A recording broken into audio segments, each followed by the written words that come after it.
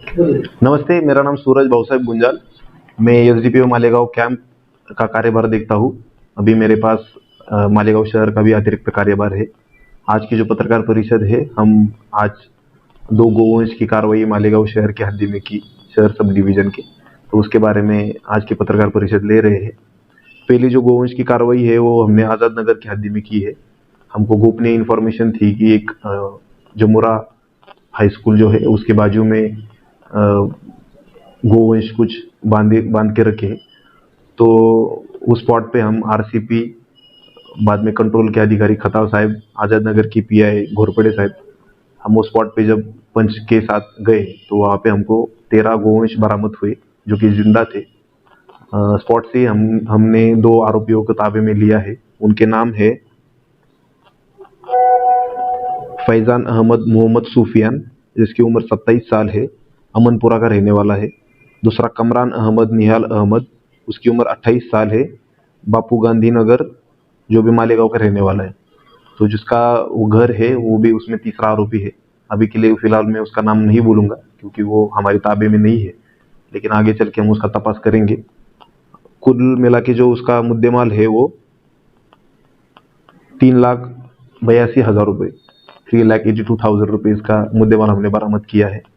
तो इसके चलते आज़ाद नगर पुलिस स्टेशन में 83/25, 83/25 ऐसा एक सीआर नंबर दाखिल हुआ है, जिसमें महाराष्ट्र एनिमल प्रिजर्वेशन एक्ट और prevention of cruelty against the animal, ऐसे 2 कायदे हमने इस्तेमाल किए हैं।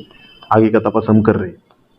दूसरी जो इन्फॉर्मेशन है वो मालेगांव शहर पुलिस स्टेशन में एक गोवंश की कार्रवाई करी। तो उसमें हमको इन्फॉर्मेशन थी कि कमालपुरी की हद्दी में एक जगह कुछ गायों का इलीगली स्लॉटर किया जा रहा है। जब हम स्पॉट पर पहुंचे तो वहाँ पे हमको 2 जानवर कटी हुई परिस्थिति में मिले, जिसका कुल मिला के वजन 400 किलो है। उसकी कीमत 80,000 रुपये कीमत हमने लगाई है। उसके जो आरोपी है उसमें हमने 3 आरोपी किए हैं। पहले आरोपी का नाम है असलम, जिसका पूरा अता पता नहीं है, वो वहाँ से स्पॉट से भाग के चला गया। दूसरा जिसका माल है वो इम्तियाज़ कुरैशी, उसको भी हम ताबे में ले रहे हैं, अभी वो हमारे ताबे में नहीं है। और जुल्फ़िकार खान, उसकी उम्र 27 साल है, वो कमालपुरा का रहने वाला है, तो उसको हमने स्पॉट से हमारे ताबे में लिया। अभी इसके चलते हमने 106/25 ऐसा गुना मालेगांव शहर पुलिस स्टेशन में दाखिल किया है और इसके आगे का तपास भी हम कर रहे हैं। ये जो भी गोवंश की कार्रवाई हम कर रहे हैं, इसमें पूरी चेन पे कार्रवाई करने का हमारा इरादा है। उसमें जो गोवंश बेच रहे हैं, जो लोग उसको ट्रांसपोर्टेशन में मदद कर रहे हैं, जिसका माल है, जिनके स्लॉटर हाउसेस इलीगली चलते हैं, और जो लोग उनको काटने में, बेचने में मदद करते हैं, वो पूरी चेन हम इसमें आरोपी करेंगे। आज की जो कार्रवाई हमने की है ये हमारे नासिक जिले के नए एसपी श्री बाला साहेब पाटिल सर, हमारे मालेगांव के अपर पुलिस अधीक्षक दिग्बीर सिंह संधू सर, इनके मार्गदर्शन में हमने ये कार्रवाई की है। आज की कार्रवाई में आरसीपी के जवान, कंट्रोल के अधिकारी खताल साहब, आज़ाद नगर पुलिस स्टेशन के अधिकारी घोरपड़े साहब, मालेगांव शहर के अधिकारी भोवरे साहब और बाकी एसडीपीओ मालेगांव शहर का स्टाफ इसमें इस कार्रवाई में इन्वॉल्व था। इन्होंने ये कार्रवाई की है। आज छावनी पुलिस स्टेशन का सीआर नंबर 40/2025 के अंदर आज अब्दुल तव्वाब, इनको कोर्ट में हाजिर किया था। पहले 23 तारीख के दिन इनको अरेस्ट किया गया, 24 तारीख को इनको कोर्ट में हाजिर किए थे। 24 तारीख से लेकर के 5 दिन की बाद में कोर्ट ने पुलिस कस्टडी ग्रांट करी। उसके बाद में 3 रोज़ और, उसके बाद में 3 रोज़ और, वापस से आज 2 दिन के पुलिस ने पुलिस कस्टडी मांगी। हमने कोर्ट को अब बताया कि किसी भी किस्म का आज की रिमांड रिपोर्ट में ग्राउंड चेंज नहीं है। इसके पहले का जो रिमांड रिपोर्ट था और आज का जो रिमांड रिपोर्ट था, सेम ग्राउंड मेंशन किया। उसके बावजूद कोर्ट ने किसी भी बात को दोनों को सुनते हुए 2 दिन की पुलिस कस्टडी ग्रांट की है। आज अब्दुल तव्वाब को चौथी मर्तबा पुलिस कस्टडी रिमांड रिपोर्ट के साथ हाजिर किया गया। पहले उनको 5 दिन की पुलिस कस्टडी दी गई, उसके बाद 3 दिन की पुलिस कस्टडी, आखिर में 1 जून को फिर हाजिर किया गया पाटिल साहब की कोर्ट में, सेशन कोर्ट पाटिल साहब के पास। पाटिल साहब ने उनको 4 जून यानी आज तक पुलिस कस्टडी दी थी। आज का रिमांड रिपोर्ट और पिछले रिमांड रिपोर्ट को देखने के बाद कोई भी चेंज नहीं है। रिमांड रिपोर्ट देखकर और जो इन्वेस्टिगेशन ऑफिसर ने आर्गूमेंट किया उसको देखकर भी ये लग रहा था कि ये फॉर्मल पुलिस कस्टडी है। किसी भी तरीके का कोई रिकवरी के लिए पुलिस का ग्राउंड नहीं था। पुलिस ने सिर्फ एक ग्राउंड बताई कि जो एजेंट है इस्माइल मास्टर वो फरार है।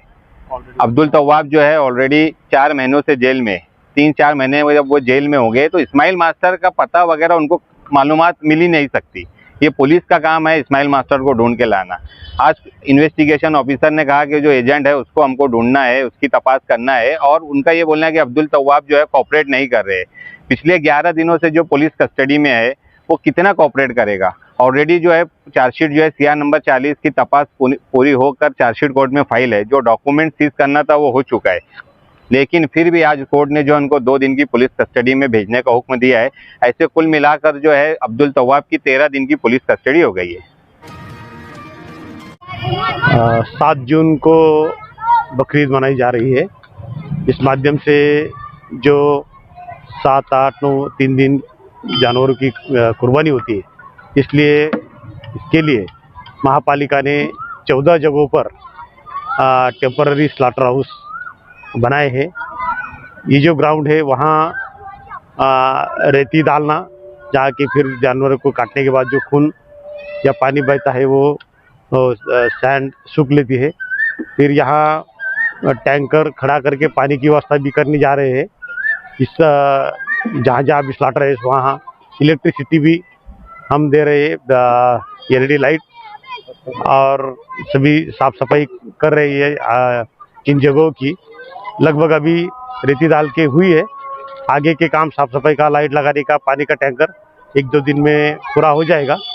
और जो 7 तारीख 8 तारीख को जो ज़रूरत है जानवर के कुर्बानी होने का जो समय है, उसके लिए हम ये ग्राउंड टेम्परेरी तरह से स्लॉटर के लिए तैयार कर रहे हैं। पर जानवर कटने के बाद जो वेस्ट मटेरियल निकलता है उसका क्या नियोजन करें? उसके लिए जो हमारा रेगुलर ठेकेदार है स्वच्छता का, उसको तो लेटर दिया है। इसके बावजूद भी कुछ प्राइवेट ट्रैक्टर और डंपर हमने लगाए हैं, ताकि जल्द से जल्द जो मटेरियल है वो उठाया जाए और लोगों को तकलीफ कम हो जाए।